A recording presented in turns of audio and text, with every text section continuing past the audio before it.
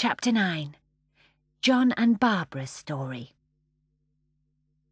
Jane and Michael had gone off to a party, wearing their best clothes and looking, as Ellen the housemaid said when she saw them, just like a shop window. All the afternoon the house was very quiet and still, as though it were thinking its own thoughts, or dreaming perhaps. Down in the kitchen, Mrs. Brill was reading the paper with her spectacles perched on her nose. Roberts and I was sitting in the garden busily doing nothing. Mrs. Banks was on the drawing-room sofa with her feet up, and the house stood very quietly around them all, dreaming its own dreams. Or thinking, perhaps. Upstairs in the nursery, Mary Poppins was airing the clothes by the fire, and the sunlight poured in at the window, flickering on the white walls, dancing over the cots where the babies were lying. "I say, move over, you're right in my eyes," said John in a loud voice. "Sorry," said the sunlight, "but I can't help it. I've got to get across this room somehow. Orders is orders. I must move from east to west in a day, and my way lies through this nursery. Sorry. Shut your eyes and you won't notice me." The gold shaft of sunlight lengthened across the room. It was obviously moving as quickly as it could in order to oblige John. "How soft, how sweet you are. I love you," said Barbara, holding out her hands to its shining warmth. "Good girl," said the sunlight approvingly, and moved up over her cheeks and into her hair with a light caressing movement. "Do you like the feel of me?" it said, as though it loved being praised. "Delicious," said Barbara with a happy sigh. "Chatter, chatter, chatter. I never heard such a place for chatter. There's always somebody talking in this room," said a shrill voice at the window. John and Barbara looked up. It was the Starling who lived on the top of the chimney. "I like that," said Mary Poppins, turning round quickly. "What about yourself? All day long? Yes, and half the night too, on the roofs and telegraph poles, roaring and screaming and shouting. You'd talk the leg of a chair, you would. Worse than any sparrow, and that's the truth." The Starling cocked its head on one side and looked down at her from his perch on the window frame. "Well," he said, "I have my business to attend to. Consultations, discussions, arguments, bargaining, and that, of course, necessitates a certain amount of, quiet conversation." "Quiet!" exclaimed John, laughing heartily. "And I wasn't talking to you, young man," said the Starling, hopping down onto the window-sill. "And you needn't talk anyway. I heard you for several hours on end last Saturday week. Goodness, I thought you'd never stop. You kept me awake all night." "That wasn't talking," said John. "I was—" He paused. "I mean, I had a pain." "Humph!" said the Starling, and hopped onto the railing of Barbara's cot. He sidled along it until he came to the head of the cot. Then he said in a soft, wheedling voice, "Well, Barbara B., anything for the old fella today, eh?" Barbara pulled herself into a sitting position by holding onto one of the bars of her cot. "There's the other half of my arrowroot biscuit," she said, and held it out in her round, fat fist. The Starling swooped down, plucked it out of her hand, and flew back to the window-sill. He began nibbling it greedily. "Thank you," said Mary Poppins meaningly, but the Starling was too busy eating to notice the rebuke. "I said thank you," said Mary Poppins, a little louder. The Starling looked up. "Eh? What? Oh, get along, girl, get along. I've no time for such frills and furbelows." And he gobbled up the last of his biscuit.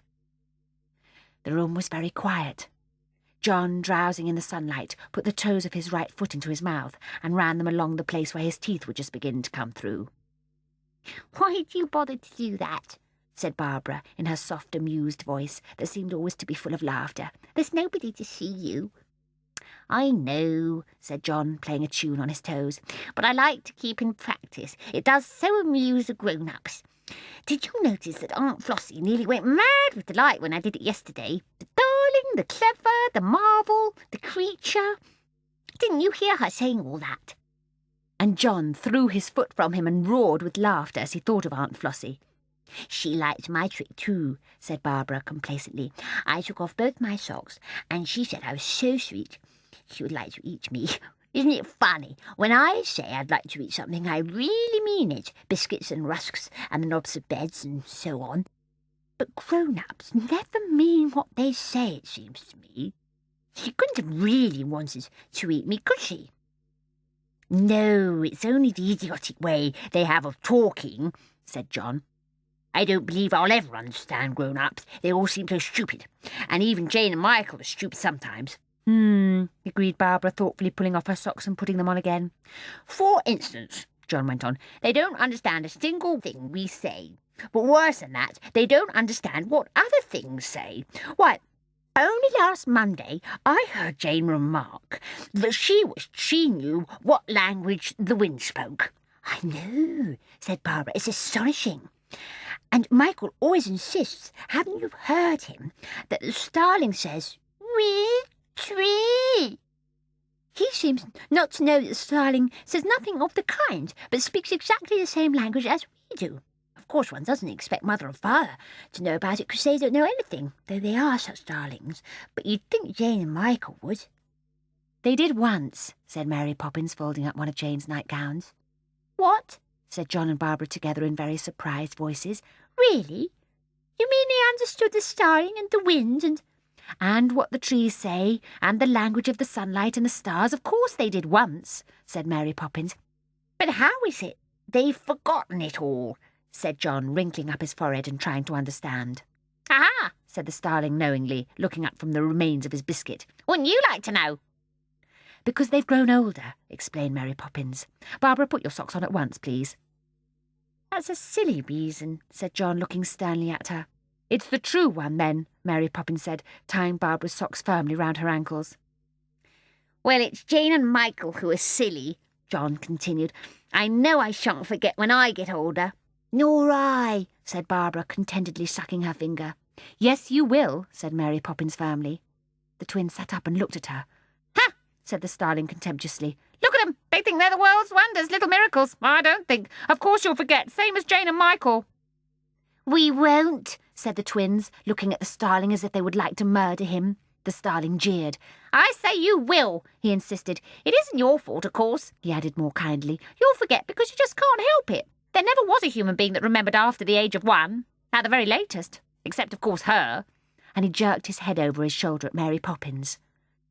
But why can she remember and not us? Said John. Ah, she's different. She's a great exception. Can't go by her, said the Starling, grinning at them both. John and Barbara were silent. The Starling went on explaining. She's something special, you see. Not in the matter of looks, of course. One of my own day-old chicks is handsomer than Mary P. ever was. Here, you impertinence, said Mary Poppins crossly, making a dart at him and flicking her apron in his direction. But the Starling leapt aside and flew up to the window frame, whistling wickedly, well out of reach. Thought you had me that time, didn't you? He jeered and shook his wing feathers at her. Mary Poppins snorted. The sunlight moved on through the room, drawing its long gold shaft after it. Outside, a light wind had sprung up and was whispering gently to the cherry trees in the lane. Listen, listen, the wind's talking, said John, tilting his head on one side. Do you really mean we won't be able to hear that when we're older, Mary Poppins? You'll hear all right, said Mary Poppins, but you won't understand. At that, Barbara began to weep gently. There were tears in John's eyes, too. Well, it can't be helped. It's how things happen, said Mary Poppins sensibly. Look at 'em! Just look at 'em! Jeered the Starling. Crying fit to kill themselves, while Starling and the Egg's got more sense. Look at them! For John and Barbara were now crying piteously in their cots, long-drawn sobs of deep unhappiness.